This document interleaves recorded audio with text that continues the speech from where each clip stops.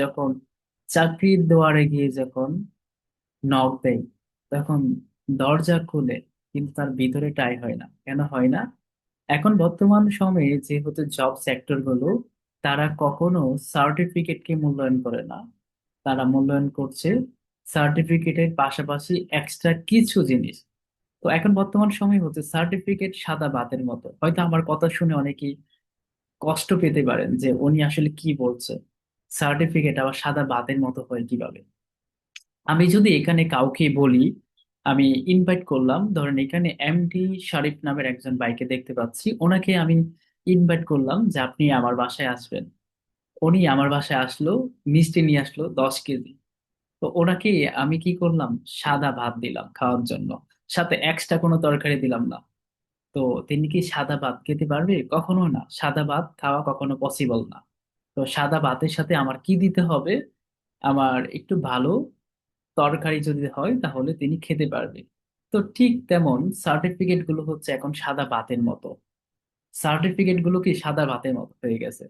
কারণ এক্সট্রা তরকারি কি, আপনার সার্টিফিকেটের পাশাপাশি আপনার প্রয়োজন কম্পিউটার অপারেটিং সিস্টেমের কাজ শিখেছেন, ফ্রিল্যান্সিং প্ল্যাটফর্মের কাজ শিখেছেন, স্পোকেন ইংলিশ শিখেছেন। এই যে আপনার এক্সট্রা যে হচ্ছে স্কিল গুলো যদি আপনার থাকে, তাহলে আপনি জব সেক্টরে ভালো করতে পারবেন। আমরা হচ্ছে একাডেমিক স্টাডিতে ফোকাস করছি, ভালো কথা। যদি একাডেমিক স্টাডির পাশাপাশি আমাদের এক্সট্রা কোন স্কিল থাকে বা এক্সট্রা যদি নলেজ থাকে, যে নলেজটা হচ্ছে আপনাকে চাকরি পাওয়ার জন্য, আপনার কর্মজীবনের জন্য সবচেয়ে বেশি সাপোর্ট দিবে। তো পড়াশোনা পাশাপাশি আমাদের সে এক্সট্রা স্কিল গুলো অবশ্যই প্রয়োজন।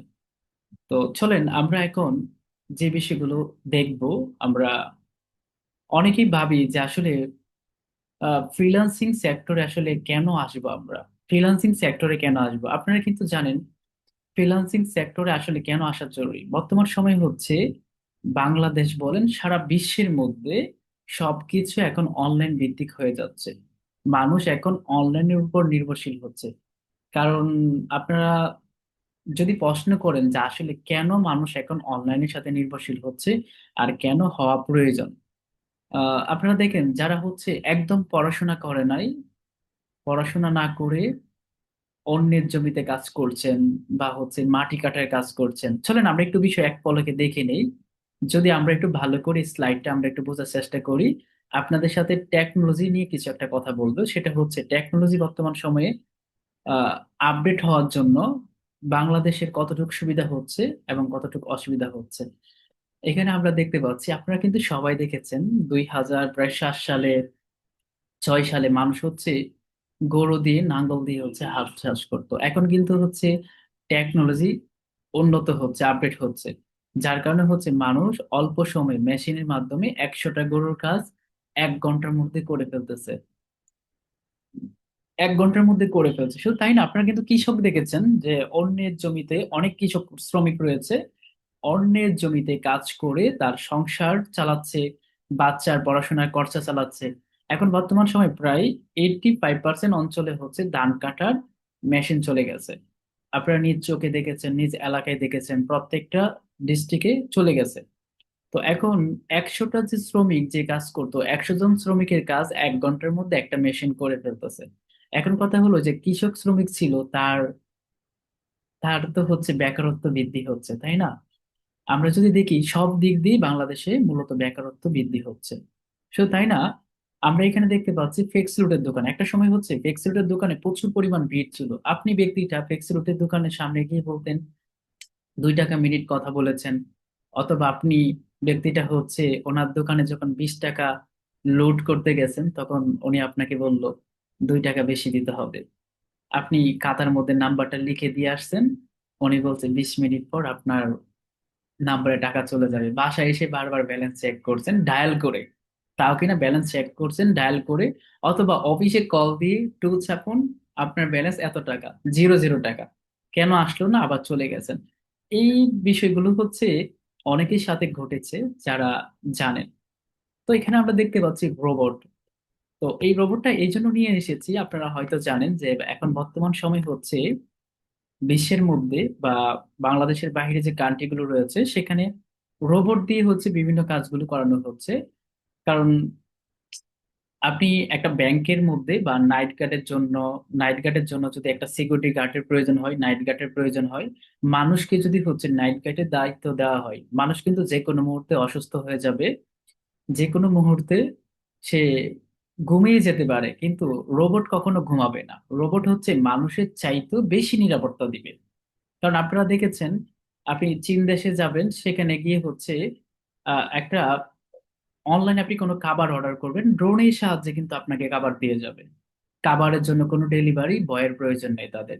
আপনি বা ভালো একটা 5 স্টার 7 স্টার হোটেলে যাবেন, সেখানে যাওয়ার পর দেখবেন যারা দেশের বাহির থেকে জয়েন করেছেন আজকের সেশনে, আপনারা হয়তো দেখেছেন, সেখানে হচ্ছে আপনার, আপনি রেস্টুরেন্টে গিয়ে কোনো খাবার অর্ডার করেছেন, সেখানে ওয়েটার নেই, রোবট আপনাকে খাবার দিয়ে যাচ্ছে, রোবট আপনার পিছনে পিছনে আসতেছে, এবং রোবটের আপনি হচ্ছে রোবটে যাচ্ছেন এবং সেখানে গিয়ে হচ্ছে কত টাকার কি খাবেন সবকিছু অটোমেটিকলি সেখানে আপনি নক করলেই হয়ে যাচ্ছে সবকিছু।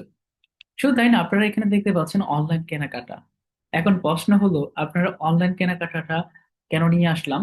আপনারা যখন ফেসবুকে ঢুকেন বা ফেসবুকে স্ক্রলিং করেন, তখনই দেখতে পারেন যে ফেসবুকের মাধ্যমে অসংখ্য মানুষ হচ্ছে অনলাইন বিজনেস করছে। কি বিজনেস করছে?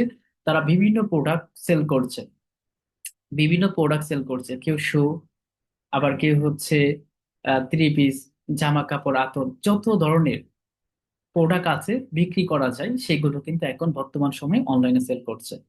আপনি যখন কোনো প্রোডাক্ট কেনাকাটা করতে যান বা ঈদের কোনো মার্কেট করবেন, তখন কিন্তু আপনি অনলাইন থেকে আগে দেখে নিচ্ছেন, আমি একটু অনলাইন ঘাটাঘাটি করে দেখি কোন জামাটা এখন বর্তমানে ট্রেন্ডিং এ আছে। আপনি কিন্তু আগে অনলাইনে দেখে তারপর দোকানে যাচ্ছেন। এখন অনলাইনে আপনি দেখলেন সে জামাটার প্রাইস হচ্ছে 5,000 টাকা, আপনি যখন দোকানে যাচ্ছেন, দোকানদার যখন বলতেছে 10,000 টাকা, তখন দোকানদারকে আপনি উল্টা চারটা ঝাড়ি মারতেছেন অনলাইনে প্রাইসে। তো শুধু তাই না, অনলাইনে আপনাকে ক্যাশ অন ডেলিভারি দিচ্ছে, বাসায় প্রোডাক্ট আসবে, আপনি দেখে চেক করবেন, যদি ভালো লাগে তাহলে রিসিভ করছেন, নয়তো হচ্ছে কি আপনি সেটা রিটার্ন করে দিচ্ছেন। এত সুন্দর এখন অনলাইনে মানুষ বিজনেস করছে। আপনি যখন ফেসবুকে যান, তখন কিন্তু অসংখ্য মানুষ বিভিন্ন প্রোডাক্ট থেকে দৌড়ে, বিভিন্ন হার্বাল জাতীয় থেকে দৌড়ে বিভিন্ন ভ্যারাইটিস হচ্ছে প্রোডাক্ট সেলস করছে, সেইগুলো দেখুন। তো এখন আসলে আপনারা যে বিষয়গুলো দেখতে পাচ্ছেন, বর্তমান সময় হচ্ছে প্রায় বাংলাদেশের মধ্যে 4,82,00,000 শিক্ষিত বেকার রয়েছে যারা পড়াশোনা করে। কারণ এখন বর্তমান সময় হচ্ছে চাকরির বাজারটা হচ্ছে এমন, আপনি যখন যাচ্ছেন তখন আপনাকে বলা হচ্ছে আপনার 2 বছর কাজের অভিজ্ঞতা আছে কিনা, 3 বছর কাজের অভিজ্ঞতা আছে কিনা। যদি কোনো প্রাইভেট সেক্টরে যান, তবে মাস্ট বি আপনার অভিজ্ঞতার কথা জিজ্ঞাসা করবে। আমি প্র্যাকটিক্যাল আপনাদেরকে দেখাবো যে অনলাইনে অ্যাপ্লাই করা থেকে দৌড়ে এবং অনলাইনে কোন কোন সেক্টরে কাজ পাওয়া যায়, সেগুলো আমি প্র্যাকটিক্যাল আপনাদেরকে দেখাবো।